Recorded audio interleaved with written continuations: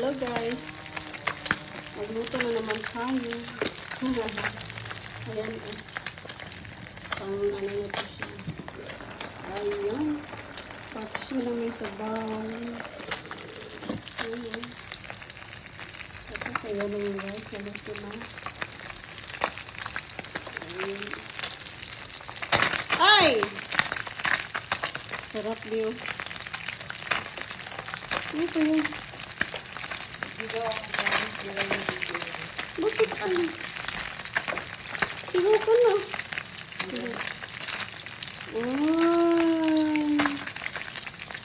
Buti na lang hindi ito bangus. Kung bangus ka to, baka siguro mamatay na naman ako sa ano. Sakit. Mag-explode na naman siya. Ay, ay, ay. Ang cute naman ng isda guys. So, cute siya. Gusto ko yung ganito kasi para ano yung crispy sa crispy. Crispy. Pwede siya. At yung ulo mo makain. Parang ulo mo lang makain. Paksyo?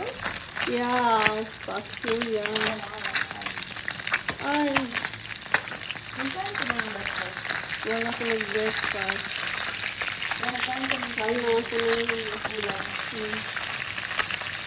no breakfast.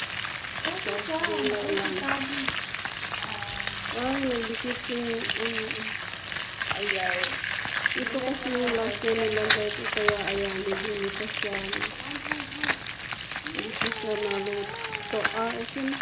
Okay na siya. Ayan yung tilapia. Malapit na siya. At ayan. Naluto na siya guys.